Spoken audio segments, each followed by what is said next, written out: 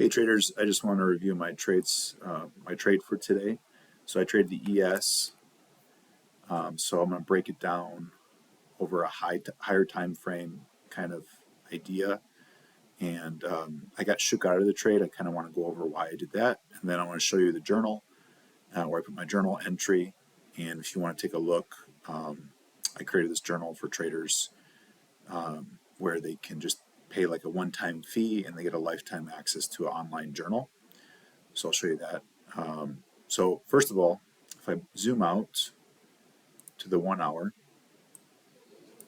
we had, clearly it's been bearish on the 1 hour time frame. If we zoom out a little bit more to the 4 hour, it's been very bullish. So this is a nice pullback.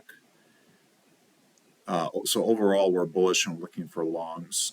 However, if we look at the weekly, the ES just cleared a really prominent high here. So higher time frame, I'm looking for prices to pull back and either continue up higher or reverse, depending on if they break structure. So that's kind of higher time frame. Today is a little bit more difficult. Yesterday was a bank holiday, so I was very, very careful and not to hold trades for too long. And I think that's some of the reasons I got shook out. So with that in mind, if I go back to the 1 hour, what we're looking for here was price to come in and fill in this SIBI. It's a sell side imbalance, buy side inefficiency. And again, I'm using, if you look back in my previous videos, I'm using ICT concepts or smart money concepts. So I wanted to see reaction off of a bullish PD array. So I knew price was going to draw into this SIBI. It was very clear. And I wanted to see a reaction off of something bullish. So we have a 30-minute breaker block right here. So a low, a high, a lower low, and then it broke through, and price never retraced into this area until today, Monday. So this is from Thursday's trading. And so this breaker here got traded into. If I zoom into the 15 or the 1 minute, we can see that we had this 30-minute bearish breaker. We filled in pretty quickly this imbalance, and then we had a unicorn set up. So we had another bearish breaker. So we had a low, high, a lower low, a higher high right here, and I had entry on this fair value gap. So if you have a fair value gap and a breaker, it's called a unicorn setup because they're very high probability. And this one did work out. I wanted like 1 to 5 R, but I got shook out, and I'll show you why. It wasn't anything to do with this chart, but the Dixie, the dollar index. So that was 1.53. I could have got that, or even 1 R would have been fine. But I got shook out for just, let's see, I entered here on this fair value gap. Actually, the price never retraced into this fair value gap when I entered. My price was just there, and it filled on the limit. So I got filled there, and then I got shook out here because if I go to the Dixie, we had a higher time frame bearish PD right here. I forget what it is. I don't want to zoom out and look further back. But I saw this break in market structure here. So this swing low was taken out.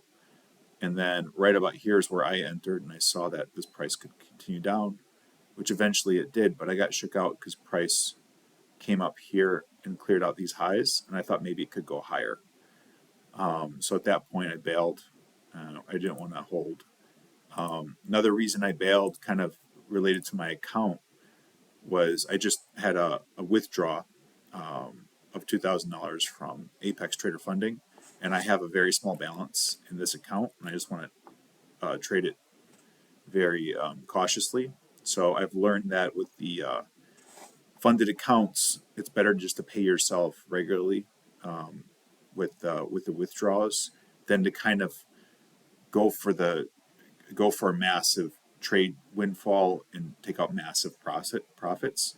Just keep your cushion in there pretty small because the chances of you blowing one of those accounts are very high. So might as well just start a new account. If you blow it, you can just go through the process over again and just make it like a system. So I've blown too many funded accounts to realize this.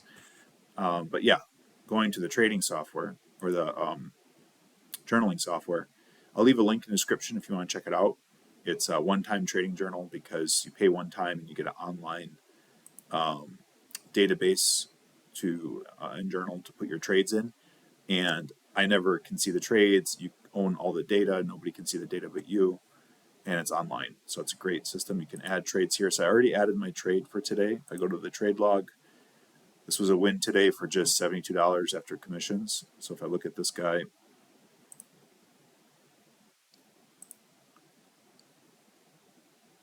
it breaks down everything. So I risked 237.50.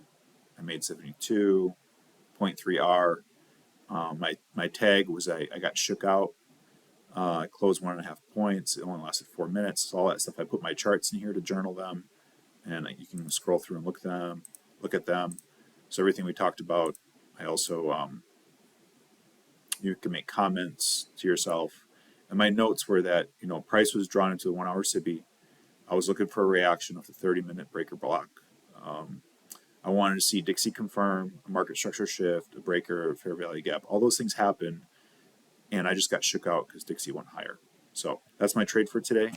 I'll leave a link in the description if you want to check out the journal. It'll lead you to a website. There's another video on that website. It gives you more explanation about the journal, so I won't go over that here.